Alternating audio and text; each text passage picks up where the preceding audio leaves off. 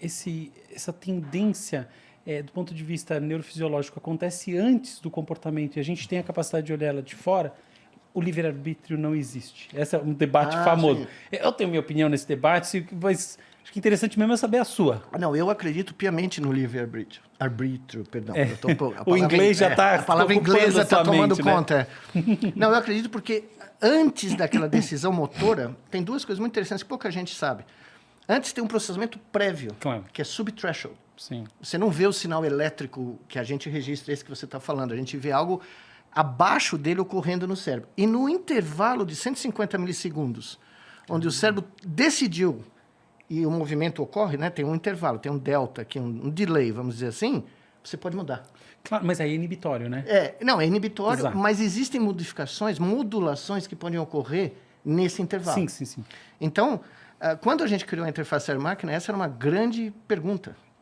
Porque nós misturamos cérebros, né? Nós pegamos 2 macaquinhos, 3 macaquinhos, combinamos a atividade do cérebro e agora os 3 moviam um único robô. Caramba. Sem eles saberem que eles estavam colaborando, nós criamos o que a gente chamou de um hyperbrain. É a mistura de múltiplos cérebros atuando simultaneamente. E nesse instante, você vê quando um macaco desiste, o sinal muda do cérebro dele e influencia os outros 2. Então, foi aí que surgiu a história da BrainNet. Uhum. Foi aí porque a teoria que eu e o John pusemos para frente, né?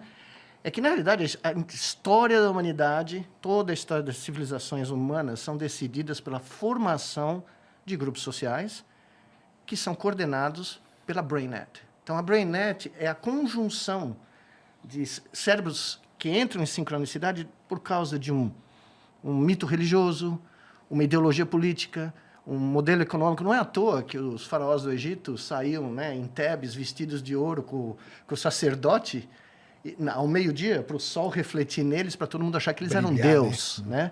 Então, antes de você criar um império físico, construir pirâmide, você tem que construir um império mental. Você tem que convencer milhões de pessoas a seguir uma abstração mental que fica mais importante que a realidade. Né? E é por isso que esse conceito da BrainNet se transformou num conceito tão importante.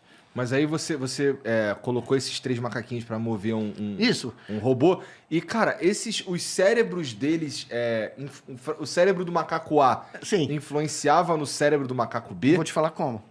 Eles nem sabiam que eles estavam colaborando, tá? Era um braço virtual que se movia em 3 dimensões, X, Y, Z. A atividade elétrica do macaco A controlava o eixo X e Y. O macaco B, Y e Z. E o macaco C, X e Z. Se você tivesse 2 dos 3 sincronizados piamente, o bracinho ia fazer o que tinha que fazer, porque tinha um círculo no mundo virtual deles, que se eles pusessem a mão dentro do círculo, eles ganhavam o suco de laranja. O suco de laranja, que era a recompensa, sincronizava os 3 cérebros.